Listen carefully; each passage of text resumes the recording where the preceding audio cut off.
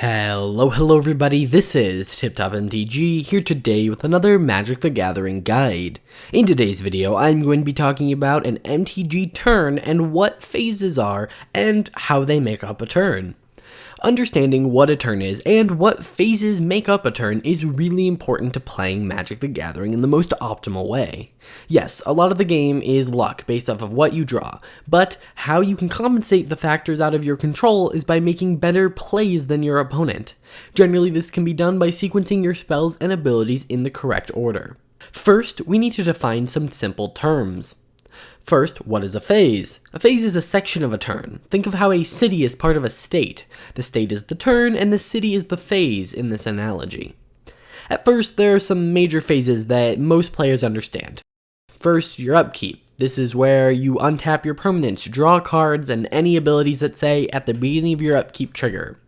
Then you move to your main phase 1, or as the game will call it, your Precombat Main phase, meaning the main phase before you go to combat. During the main phase, you can cast any spells, activate abilities, and play lands. This is generally where most of the game takes place.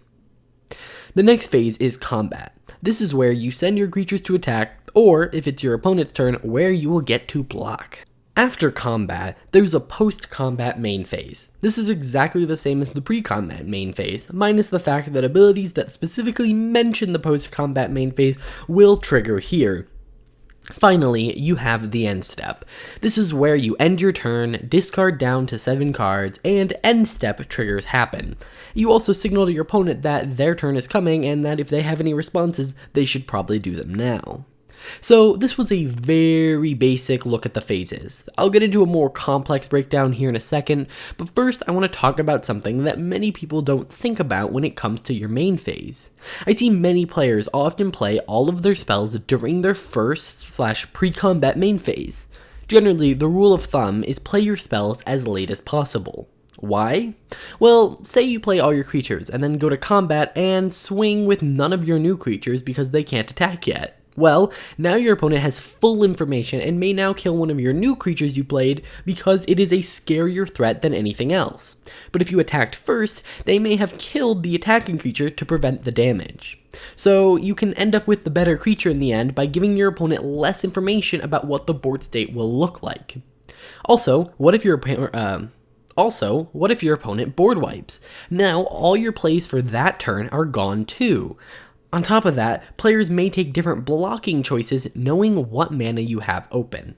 Now, sometimes it's worth playing a spell before attacking. This includes things like boost spells, haste creatures, or any cards that care about combat or even creatures dying. Think about when the latest time it makes sense to do whatever you're trying to do, and do it at that time. This includes saving instants for your opponent's turn. As long as they're not playing blue, generally it's a good idea to wait to kill your opponent's biggest creature until they make their plays for the turn. Obviously, some decks may run counterspells, so depending on the matchup, you may want to do it on your turn.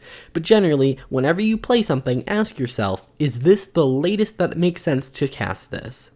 I hope this helps you increase your win rate. It's just something that many players don't think about. Now, let's move back into the in-depth phase breakdown. So, before I talked about the phases, the thing is, that was a simplified explanation. A lot of the phases I talked about are actually made up of many smaller phases. So, let's start from the beginning once again.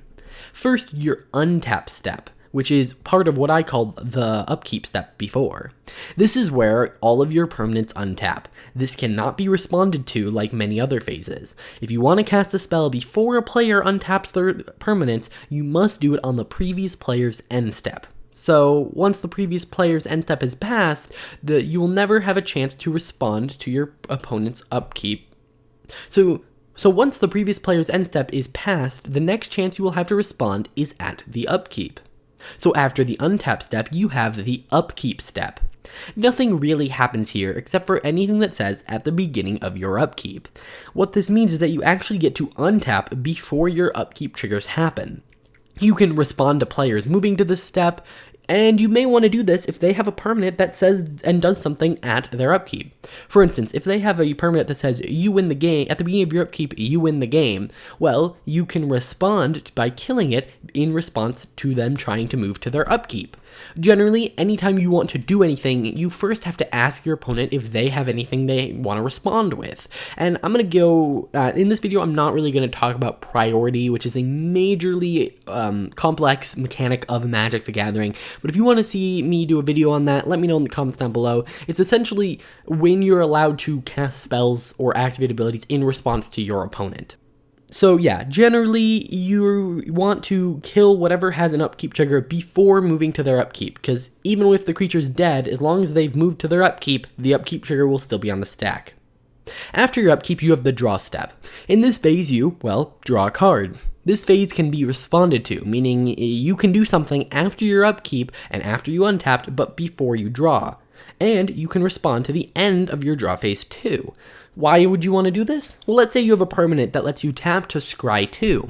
Well, because now you know that it untaps before you draw your card, you can have it untap, then tap it to scry, which will let you look at the top 2 cards of your library and rearrange them or put them on the bottom, and then you draw your card. So it's a more controlled way to draw, versus if you didn't realize that you could do that in response to moving to your draw step, you may not think to scry first, when scrying would give you the advantage for the turn. After draw, you have your Precombat Main phase. This phase is exactly as I described before and is not made up of mini phases. It's one phase and lets you play all your lands and spells. After your first main, we have combat. This is probably the most complex phase in the game when it comes to the number of phases within it.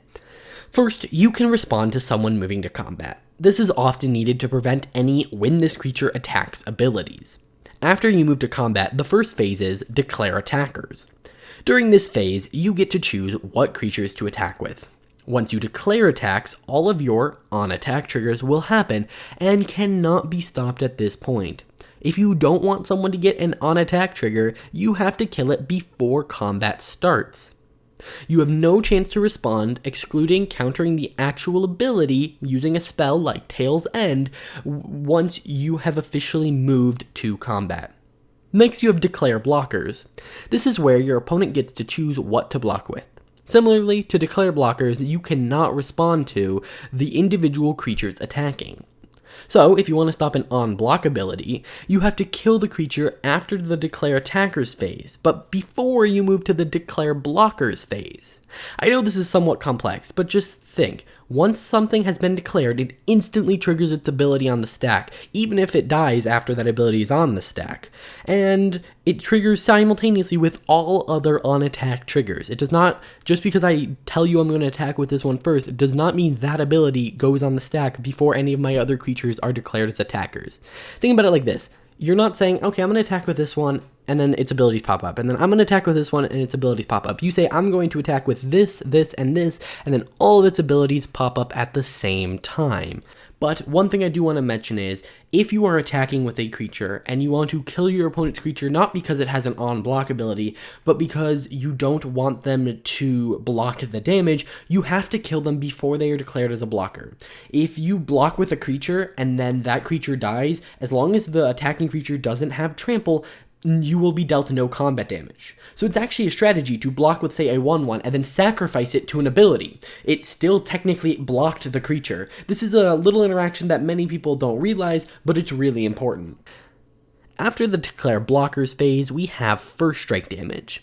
This is where creatures with first strike and double strike deal damage. So, in response to the end of declare blockers, you have to destroy a creature to prevent first strike damage. Once you move to this phase, the damage cannot be stopped. So if you want to stop something, if you want to stop a creature from attacking, stop a creature from blocking, stop a creature from dealing damage, you have to deal with it in the phase before that would actually happen. And that's something I really want to stress, as it's probably the most complex part of your turn is figuring out, hey, how do I stop them from getting blockers? Because the average player who doesn't understand how the turn will work will often make a mistake in thinking, oh, I don't want that on attack trigger, I'll just let them move to combat and then I'll kill it. But you really can't do that. After first strike damage, we have the normal damage phase. This is where all ordinary creatures and double strikers attack, and that's actually how double strike works. It doesn't just double the damage. How it works is that the creature deals damage in both the first strike phase and the normal damage phase. The same rules apply here as the first strike phase in terms of needing to respond. So think, when it comes to combat, if you want to stop an on attack, on block, on damage trigger, you have to respond before you get to that phase. After damage, you can actually respond to trying to move to your second main phase. Why is this useful? Well, some creatures have abilities that can only be used during combat. So technically, combat doesn't end after your creatures deal damage. So you can deal damage with your creatures and then do combat-related things after. This is generally more useful for cards with things such as ninjutsu, which aren't currently in platforms like MTG Arena, but they are in older formats. We also got a similar card in Zendikar Rising that you can technically swap in after the creatures have dealt damage. After damage, we have your PostCombat Main phase. This is almost exactly like your first main phase, except again, anything that specifically specifies PostCombat Main phase will trigger here. Then we have Nstep. This is where Nstep triggers happen. You have to discard down to your maximum hand size, which is typically 7, and if you want to stop an Nstep trigger by killing a permanent, again, you must do it during their main phase in response to them trying to move to Nstep. It is a little bit hard to think about when you need to do things without understanding priority, but just think that in order to go to the next phase, basically both players have to say, yes, I'm fine with that. And if a player says no, they're like, I want to do something first. That's a very basic look at priority, but in terms of needing to, that's all you need to really understand to understand the turn order. But yeah, in order to move on to the next phase, both players basically have to say, yeah, I'm good, I have nothing I want to do. Now, I get a lot of questions about how discarding works in your end step. Do you discard after your end step triggers? Yes, but if for any reason you end up above 7 cards during your end step after you have discarded, you have to discard again. And let me explain. If you have something that triggers off of discarding and say makes you draw a card, you would discard down to hand size, then draw a card, bringing you up to 8, and then you would have to discard down to hand size again. It's not just like a here's your time to discard and it's a one-time thing that happens. It's if your hand is ever above 7 during this phase, you have to discard. Think about it kind of like that. So, for instance, the Gitrog monster, who is currently in Historic on MTG Arena, if you have that on the battlefield, you can discard a land to draw a card. If you draw a land, you can then discard that land to then draw more cards, and you can essentially cycle through until you run out of lands in your hand. So, yeah, it's kind of this, you're constantly discarding until you get down to 7, no matter what happens, if you draw more cards or whatever. Again, if you want to do something before your opponent untaps their lands, you must do it at the end of your end step. So while you're on your end step, if you want to stop all of their lands from untapping with some weird spell, you have to do it before you move to their turn, because it can't be responded to. On MTG Arena, you may need to activate full control mode to see all these phases. You can do that by clicking shift and control to toggle it, or hitting control once will turn it on just for the current phase. I recommend clicking shift and control, as a lot of players will be like, wait, I thought I was in full control mode, and then find out they weren't. Either way, guys, I hope this video was useful in breaking down all of the different phases of Magic in a little bit more detail than you may get on MTG Arena, and I hope this helps you sequence your plays better and win more in the future. If you have any questions about anything I said, leave them down in the comments down below, and even if you have a question that I didn't even talk about or is unrelated, leave those in the comments down below. I'd be more than happy to help you. Magic the Gathering is my favorite game, and I want everyone to have just as much fun as I do playing it. If you guys enjoyed, please hit that like button, subscribe for more awesome content like this, and I'll see you guys in the next one. Bye.